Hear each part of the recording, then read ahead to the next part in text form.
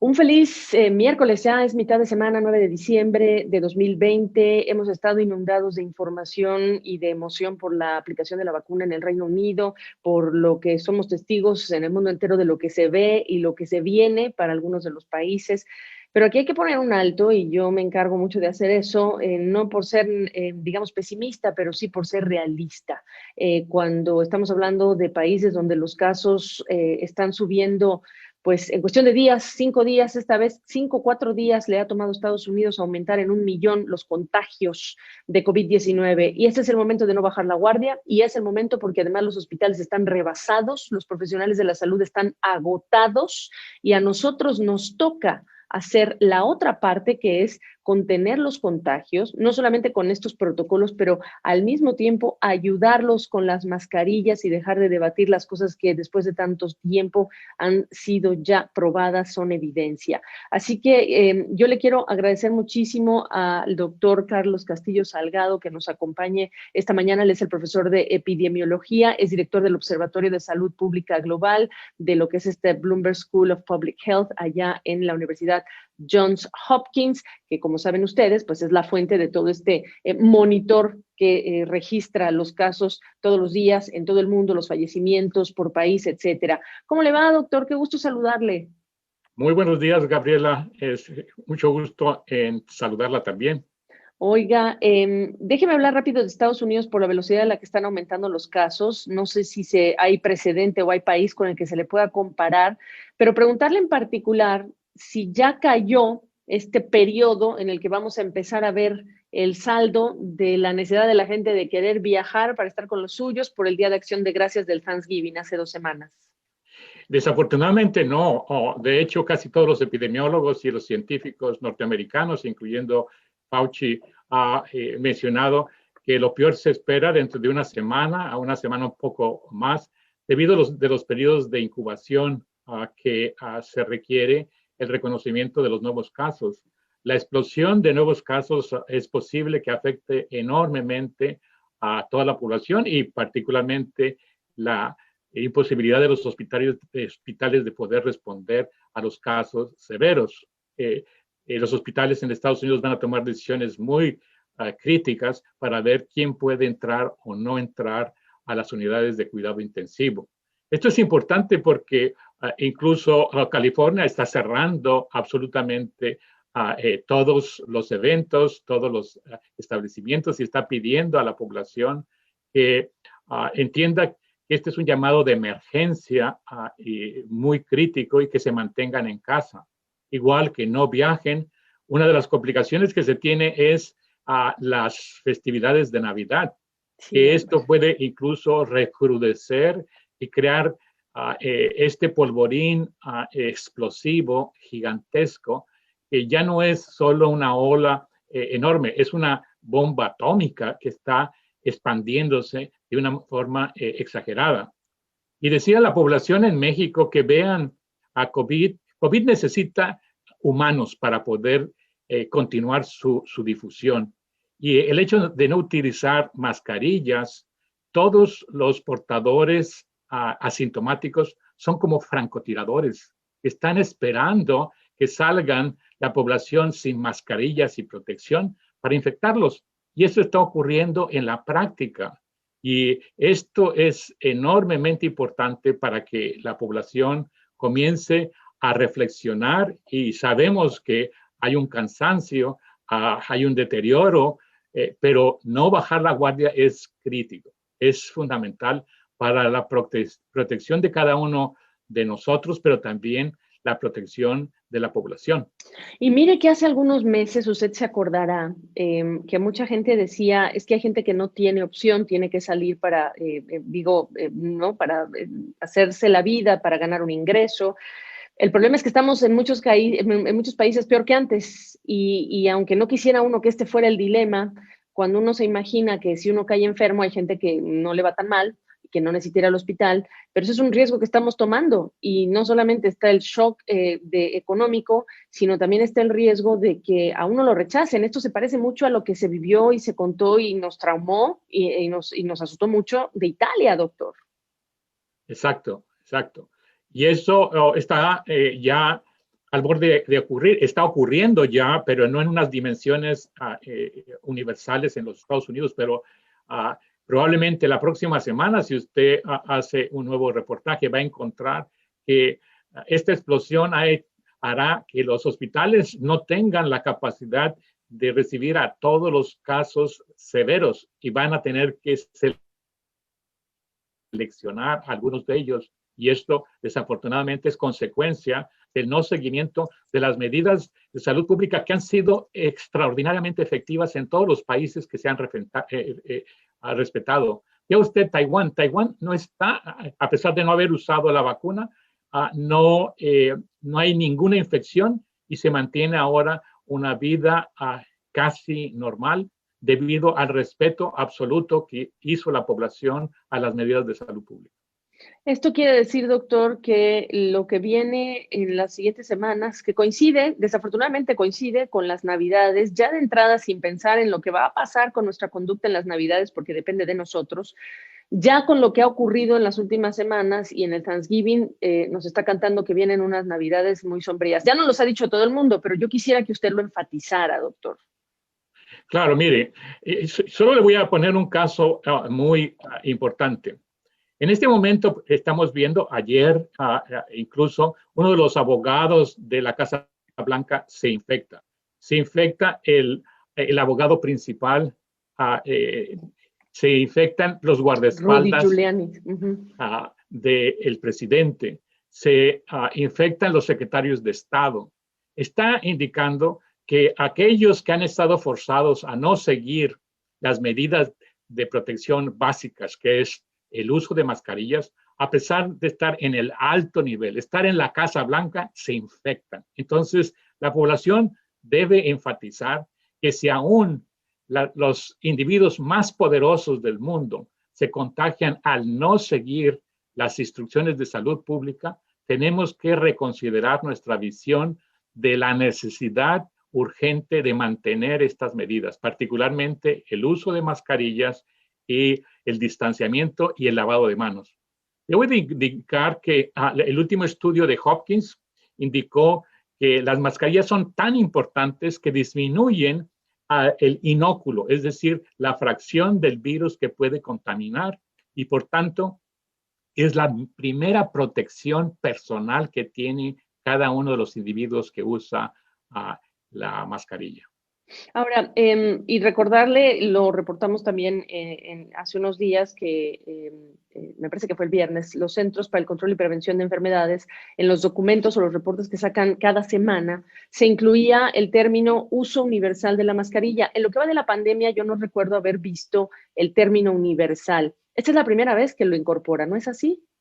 Sí, lo que está pasando es que ahora con la bajada de la restricción en la información que el CDC puede sacar a la población, se ha permitido el incorporar este lenguaje. Recuérdese que el CDC tuvo una provisión de poder informar directamente a la población sin que los abogados de la Casa Blanca, que son unos ignorantes en materia de salud, pudieran decir todo este lenguaje de protección. Sin embargo, con la nueva administración, recuerde que ya en los primeros 100 días el presidente electo Biden va a exigir que exista el uso universal de las mascarillas en todo el gobierno federal. Desafortunadamente no empieza sino dentro de 43, 42 días, porque esos son días que van a ser muy largos por toda esta confusión que hay.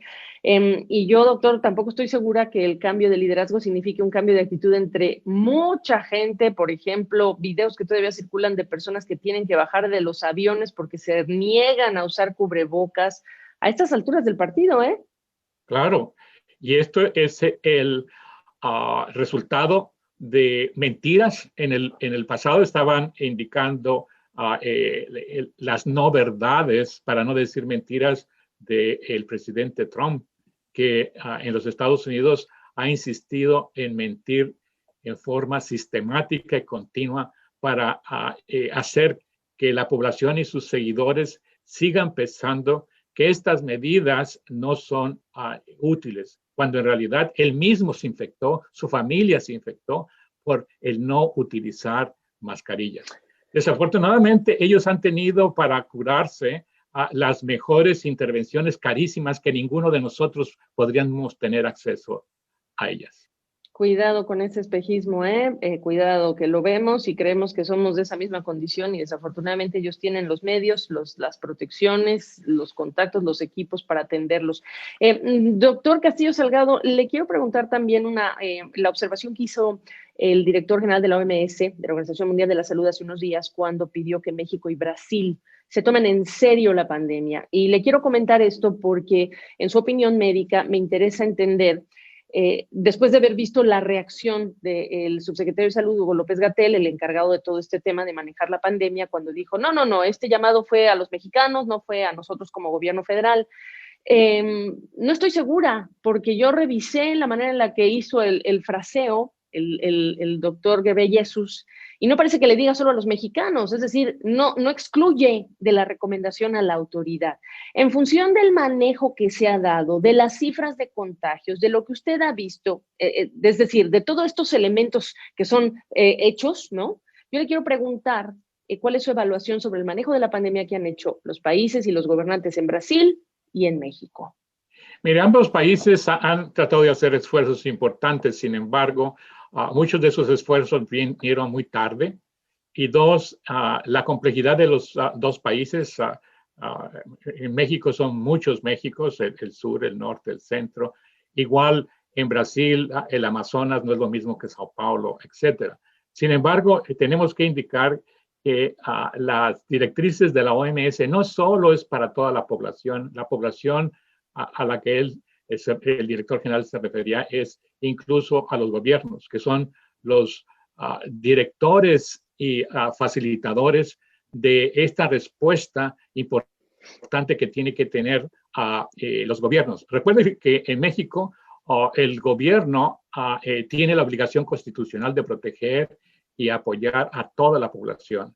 Y por tanto, el director general también se expresaba hacia las autoridades que tienen bajo la Constitución la obligación y el derecho de proteger a la población mexicana. ¿Y qué me dice ya, hablando para cerrar esta conversación, lo que son los temas de las vacunas? Hay muchas preguntas que yo hice ayer, ya no hay tiempo para hacerle más a usted ahora, pero sí pedirle una idea de ¿cómo va esto en relación con a quién se va a decidir vacunar primero? Si son los países ricos los que van a tener el mayor beneficio, si hay 3 vacunas compradas por las autoridades, ya sabemos por qué importa que se le dé una o la otra, a qué tipo de población, los criterios con los que se van a elegir. Por ejemplo, en México se elige quizá a Coahuila y a la Ciudad de México, por decir algunos de los factores que estamos viendo ocurrir en el mundo. Mire, cada país ha generado sus comisiones para determinar cuáles son los grupos prioritarios y generar este proceso. En México, como en muchos otros países, el personal de salud está en el área prioritaria, así como el personal y el grupo que está de contacto directo, como son los trabajadores esenciales en Estados Unidos y los ancianos. En México, aparentemente, también se está siguiendo esto en términos de grupos etarios, además del personal de salud que está en la primera línea, luego de 80 y más, etcétera. Lo que quiero indicar es que existe a través de la Organización Mundial de la Salud una estructura es muy importante que usted la conozca, se llama COVAX, que tiene como obligación la integración del sector privado, el sector público, los bancos mundiales y los gobiernos, bajo la coordinación también de OMS, UNICEF, de garantizar o por lo menos de hacer esta visión exploratoria y de apoyo para que el proceso de vacunación tenga 2 elementos importantes. Primero, que existe una efectividad y seguridad, pero fundamentalmente la equidad. Uno de los problemas más serios que encontramos en todos los países es la distribución equitativa a los más necesitados, a los más requeridos. Y en ese sentido, México, en donde existen grandes desigualdades de salud, y esas desigualdades sociales de salud se tienen que reconocer y abordar. Y esperamos que COVAX, que es la estructura mundial que está monitorizando, comprando y apoyando a los países de América Latina, pueda ejercer esa función de apoyo y también supervisión de que los países están garantizando la efectividad y la equidad en la distribución de la vacuna. El ejemplo, vacunas, claro. Para cerrar, doctor, el ejemplo lo puede dar Estados Unidos y se lo pregunto porque en la lista de los que van a ser primeros vacunados se habla mucho del personal médico como el primero en la línea de batalla, pero sabiendo que hay tasas muy altas de contagios entre la población negra o afroestadounidense y los hispanos o latinos, entendiendo que muchos de ellos se han vuelto reconocidos, mejor dicho, como críticos por el tipo de labores que desempeñan para mantener a un país con alimentos, con cuidados, etcétera. ¿Están ya considerados en esa lista de los siguientes en la fila o este es un ejemplo de la falta de equidad? Mire, están siendo considerados y hay una gran presión. De hecho, recuérdese que este es un proceso que va a durar meses y el presidente electo Biden tuvo la buena designación de poner a un hispano como el nuevo secretario de Salud, que permitirá que este elemento de reconocimiento de los grupos más vulnerables que son los afroamericanos, pero muchas veces es más en los hispanos. Y debo de indicar que hemos revisado ayer que uno de los grupos más desprotegidos en Estados Unidos son las mujeres hispanas, mucho más que las mujeres afroamericanas y desde luego en las blancas. Y lo pudimos ver a través del reconocimiento de el uso de el poder amamantar con leche materna y el hecho de estar afectadas enormemente por COVID y por esta negligencia de no dar áreas de priorización. Estamos viendo que las mujeres latinas en los Estados Unidos son altamente vulnerables, más allá de los otros grupos sociales.